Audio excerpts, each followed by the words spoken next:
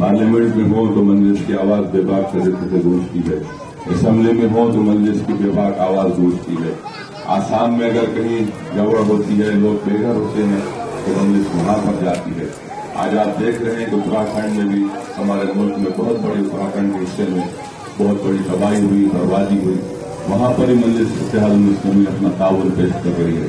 तो ये तमाम चीजें आप इनको सामने रखिए और हमको अपनी जमात को मजबूत करना है, अपनी आवाज को मजबूत करना है। बहुत से लोग बहुत सी बातें करेंगे, मगर अब वक्त आ चुका है कि हम इनको मुंह तोड़ जवाब दें और इस बात को यकीन बनाइए और इस बात को ध्यान नशीन कर लीजिए कि हमको जमात को कामयाब करना है। आज हर मैदान में मौजूदा रियासती हुकूमत जो बरसर इक़्तिदार जमात है कांग्रेस, वो नाकाम हो चुकी है।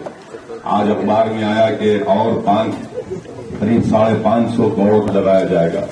ये जो हमारा हैदराबाद का इलाका है वो सेंट्रल पावर डिस्ट्रीब्यूशन कंपनी के तहत आता है, तो यहां पर करीब 260 करोड़ रुपए का बोझ अवाम पर आयद किया जाएगा।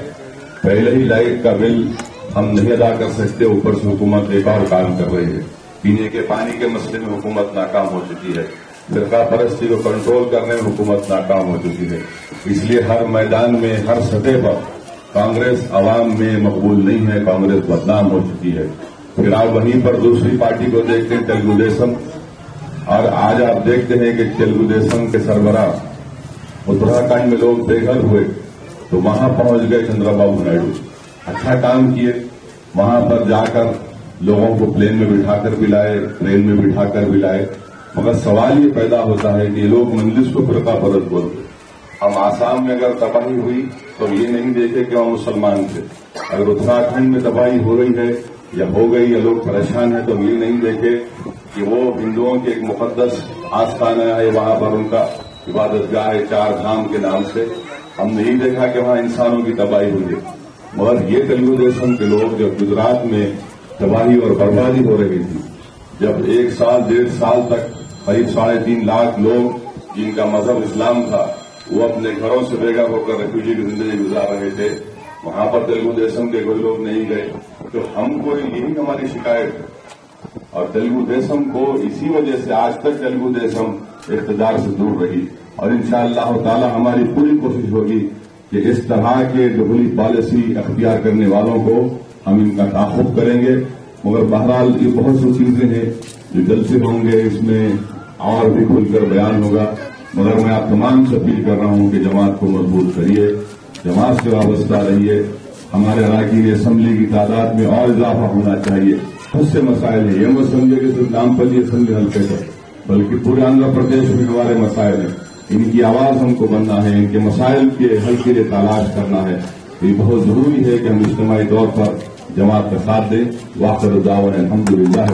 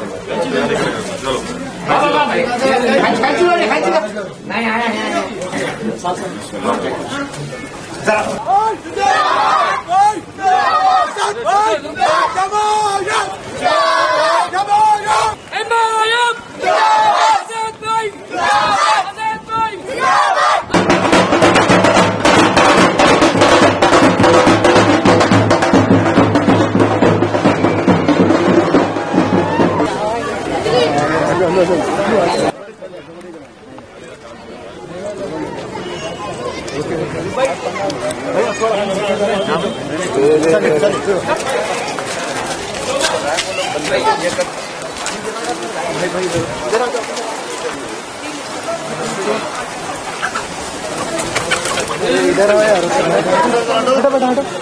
हटो बच्चे।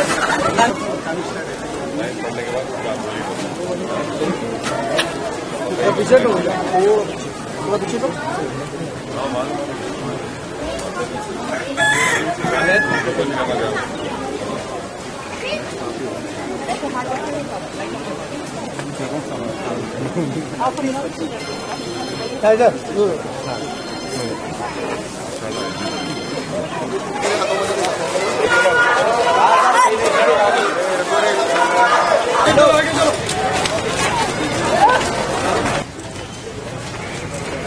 भाई करना सही से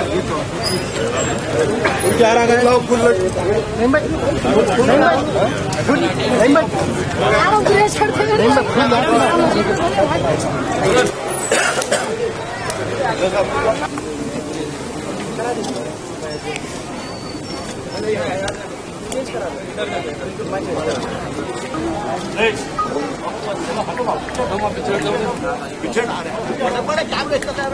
मेयर साहब आप रमजान से पहले आप खबर सुना क्योंकि स्ट्रीट लाइट से और इमीडिएटली आ सकते हैं। सीआई साहब है यहाँ पे, सीआई साहब है,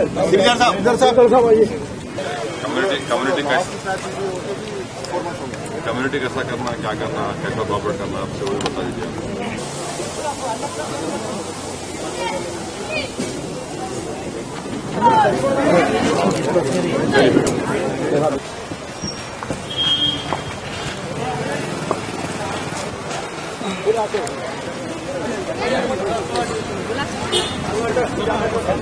पीछे पीछे पीछे पीछे मैडम आज सामने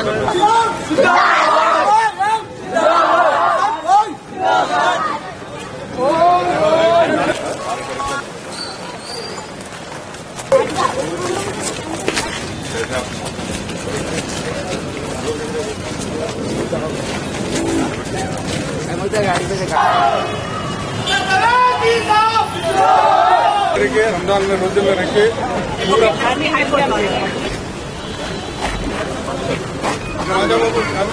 और जी साहब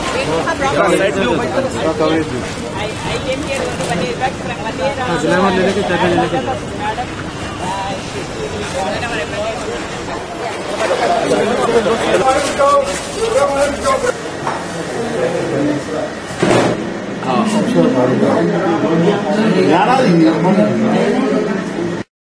अरे सर अरे पंडित सत्यादुल मुस्लिमीन पंडित सत्यादुल मुस्लिमीन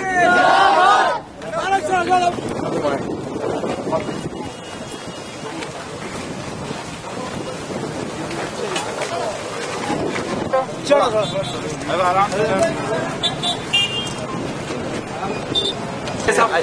आइए आप चिली लीजिए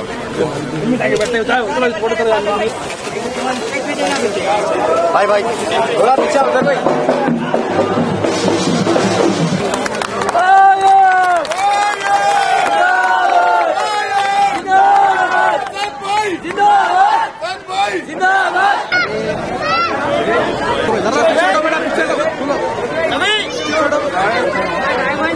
भाई भाई थोड़ा साइड दो भाई निजामुद्दीन करेंगे अभी मुझे ऐसे कोई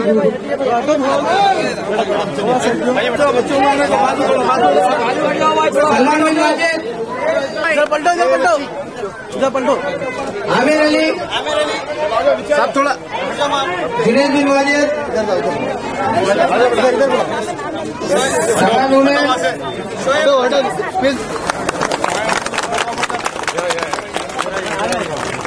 किधर है भाई? यहाँ पलटो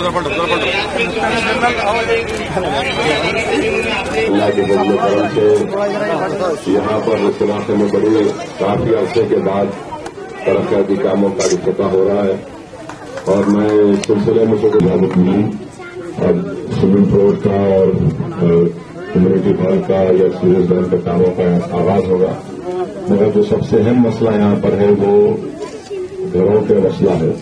भी थोड़ी गलती आपसे हुई, उस वक्त थोड़ा एक कम्युनिकेशन का गैप आ गया ना। हमारी जिम्मेदारी थी कि हम आपसे मुलाकात करें आके, आपकी तरफ से भी कोई लोग नहीं आए। खैर अब जो माजी में हो गया अब उसको दोहराना नहीं है, बल्कि इंशाअल्लाह ताला एक नए बहुत साथ थे, विरासत साहब थे, उसमें मिलकर वालों ने बताया कि उन्होंने हुकूमत को तजवीज़ दी है कि जितने जो सब ये एक है। और कहीं जहां पर भी शहर में उनकी जो जमीनात है बशमूल जो वेजिटेबल मार्केट है, रेतु बाजार है, सिद्दीक नगर है, इन तमाम जमीनात के एवज में उनको कहीं और जमीन दे दे। न सिर्फ ये बल्कि जो टोली चौकी नगर हाउस के आगे जो मिलिट्री का एरिया है वो भी चाहते हैं कि उसको शहर से कहीं दूर लेकर जाए। तो हम हुकूमत से नुमाइंदगी कर रहे हैं कि रियासती हुकूमत जो वाले मिलिट्री वाले चाह रहे कि 140 हेक्टर रियासती हुकूमत उनको देना, तो वो लोग ये तमाम चीजें उस जगह पर मुंतकिल करेंगे, साथ ही साथ इनका जो कब्जा है वो छोड़ देंगे। तो मैं ये कोशिश करूंगा कि पहले घरों के मसलों को हल के इसके ऊपर फोकस करें, क्योंकि ईदगाह भी है। तो ये काम आसान नहीं है, मैं आपसे कह रहा हूं, मगर इंशाअल्लाह ताला अगर हम पूरे मिलकर एक साथ होकर कोशिश करेंगे तो यकीनन इंशाअल्लाह ताला ये काम हम कर सकते करके ये मसले को उनके सामने रखेंगे, क्योंकि डिफेंस की तरफ से, आर्मी की तरफ से रियासती हुकूमत को तजवीज जा चुकी है कि वो इन तमाम जमीनात के वजह में उनको कहीं और जमीन दे।